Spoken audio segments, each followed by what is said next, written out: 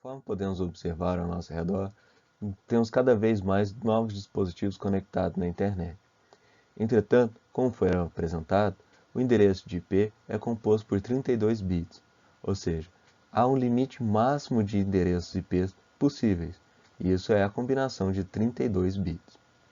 Em outras palavras, há um limite máximo de hosts conectados na internet, e esse limite já foi excedido há muito tempo.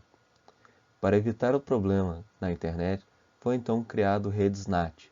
NAT vem de Network Address Translation, ou tradução de endereço de rede.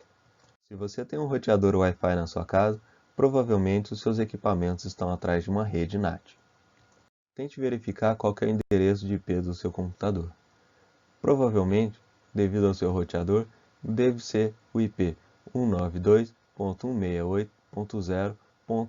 Algum dígito, ou 10.0.0. Algum dígito. Assim, podemos dizer que todas as redes domésticas terão um número de IP começando de forma semelhante. Isso não quer dizer que todas as redes domésticas fazem parte da mesma sub-rede, e nem que cada equipamento de uma residência pode transmitir dados para outra residência de forma direta. Isso, pois, conforme diz, estamos atrás de uma rede NAT. Para a gente poder entender rede NAT, vamos entender o conceito de IP válido e de IP não válido. O IP válido é o IP que pode ser visualizado pela internet. Todos nós que temos conexão com a internet temos então um IP válido. Já o IP não válido é aquele IP que não pode ser visto pela internet, ou seja, é o IP que nós temos de uso interno da nossa rede doméstica. Para os nossos hosts que não têm IP válido poderem comunicar na internet, é necessário então a utilização de um roteador NAT. Resumidamente, o que um roteador NAT faz é pegar a requisição de um host da rede e altera a camada de rede, modificando o endereço de origem como sendo um endereço válido, antes de transmitir esses dados para a internet. Ao fazer isso, o roteador NAT registra qual host da sua rede fez a requisição. Se o host da internet responde à requisição, ele consegue então responder para um IP válido, e essa requisição poderá retornar então para o roteador NAT. Ao receber a resposta, o roteador NAT irá novamente alterar a camada de rede, modificando o endereço de destino para o endereço de algum equipamento dentro da sua própria rede, baseado no registro que ele tinha feito de quem fez a requisição. Essa figura tenta representar o comportamento de uma rede NAT. No retângulo amarelo, nós temos uma rede privada, ou seja, uma rede cujos IPs não são IPs válidos, como uma rede doméstica. Veja que o host está enviando um pacote para a internet.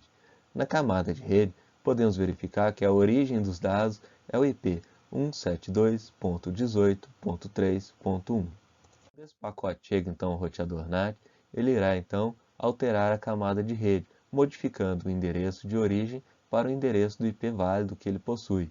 Neste caso, podemos ver então o pacote seguindo para a internet, cuja a identificação de origem é 200.24.5.8. Se o host na internet responder a requisição, ele irá responder a requisição indicando que o destinatário é o IP 200.24.5.8. É o mesmo IP válido do roteador NAT. Quando o host da internet indica que o destinatário tem um IP válido, o pacote pode então ser entregue para esse destinatário. No caso, será o roteador NAT. O roteador NAT irá receber então esse pacote e irá comparar os dados na sua tabela de repasse. E ele sabe que esse pacote veio dentro da sua rede, que é uma rede NAT. Ele irá então alterar o IP de destino para o IP 172.18.3.1, que é o IP correspondente ao host da sua rede NAT que tinha feito a requisição para esse host da internet. Dessa forma, mesmo equipamentos que não têm um IP válido, mas estão dentro de uma rede NAT, conseguem então se comunicar na internet tanto para transmitir dados quanto para receber dados. Na tabela embaixo, temos faixas de endereço de IPs que foram definidos para uso como privados. Vejam que na última linha nós temos o número de IP que inicia-se com 192.168.0.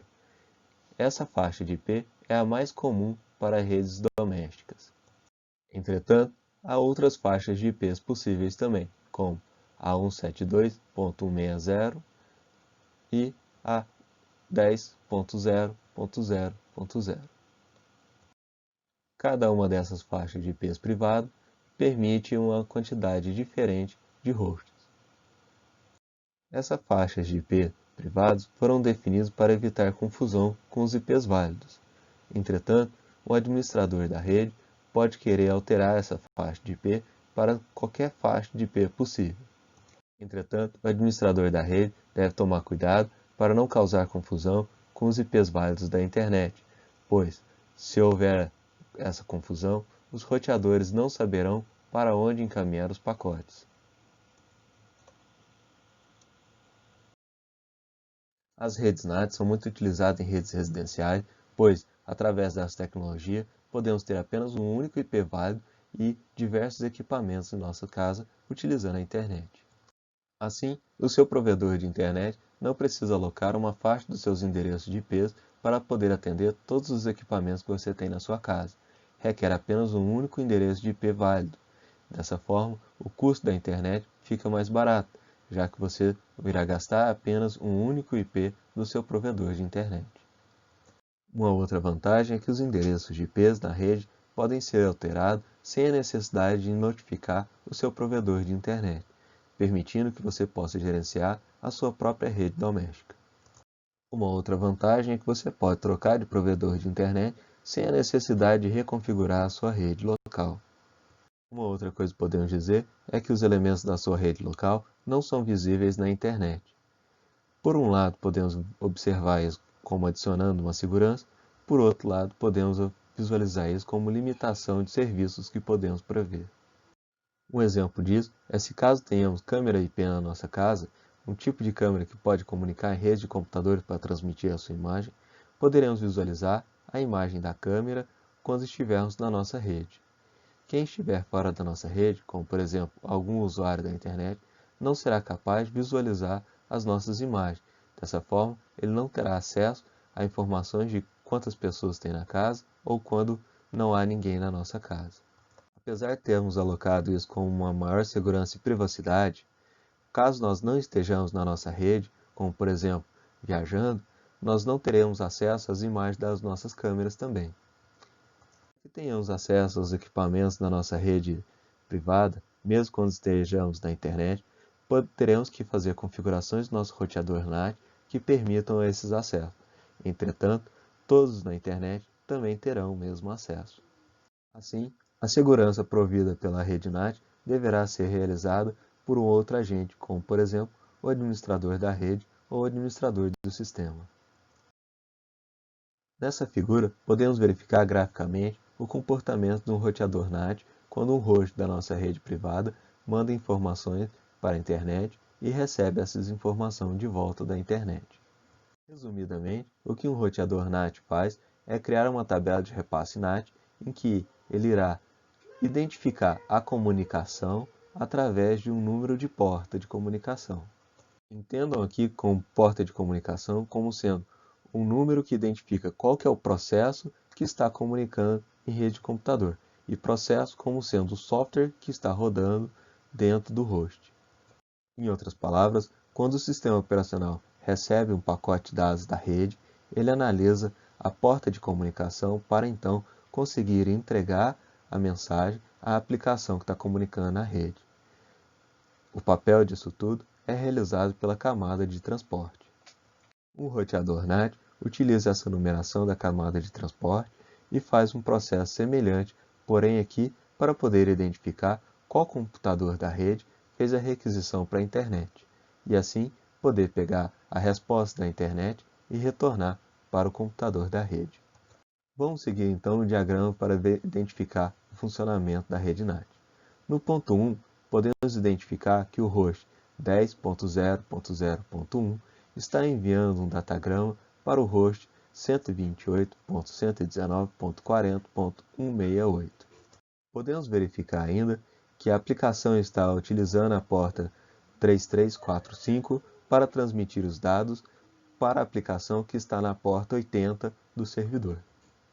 Essa requisição irá chegar no nosso roteador NAT, que irá então construir uma tabela de repasse. Essa tabela de repasse está apresentada no meio da figura, em que nós temos na primeira linha a comunicação feita pelo ponto 1. Conforme indicado na tabela NAT, o que o roteador fez foi identificar a comunicação do IP 10.0.0.1 da porta 3345 está sendo transmitido como sendo o endereço de origem 138.76.29.7 se comunicando à porta 5001. Essa informação será transmitida pela internet até que ela chegue no destino, que é o IP 128.119.40.86 e ser entregue para a aplicação que está rodando na porta 80. Quando essa aplicação responder essa requisição, ela irá responder para o endereço de IP que transmitiu e também para a porta de comunicação utilizada. Dessa forma, a aplicação retorna então a mensagem para a internet para o IP 138.76.29.7 e indica que está comunicando com a aplicação na porta 5001. Quando o roteador NAT interceptar essa comunicação, ele irá analisar a sua tabela NAT. Neste caso, ele irá encontrar a informação apresentada na primeira linha dessa nossa tabela NAT, que corresponde à comunicação para o IP 138.76.29.7 na porta de comunicação 5001, deverá ser transformado para ser transmitido na nossa rede interna como sendo a comunicação para o IP 10.0.0.1 para a porta 3345. O roteador NAT encaminha então este pacote para a nossa rede privada e esse pacote irá chegar então ao nosso host com IP 10.0.0.1 e o host irá entregar para a aplicação que está rodando com a porta 3345, fechando assim o ciclo de comunicação da nossa aplicação no nosso host com o servidor externo à nossa rede privada e ainda a resposta do nosso servidor da rede da internet para a nossa aplicação na rede privada. Podemos dizer então que uma rede NAT utiliza o número de porta para identificar a comunicação. Dessa forma, uma rede NAT pode oferecer suporte até 60.000 conexões simultâneas para cada endereço de IP válido. Podemos dizer que as redes NAT violam algumas características da camada de rede, como, por exemplo, o número de portas devem ser usados para identificar os processos e não os hosts. Os roteadores devem atuar até a camada 3, que é a camada de rede, e não até a camada 4, que é a camada de transporte. O NAT interfere então na comunicação fim a fim, pois ele altera até a camada de transporte. Entretanto, o NAT veio para superar o problema de esgotamento de números de IPs possíveis na rede. Uma outra forma da gente tentar evitar o esgotamento de números de IPs possível na rede é a utilização do protocolo IP na sua versão 6, que consegue então colocar muito mais elementos na rede do que a versão atual, que é a versão 4.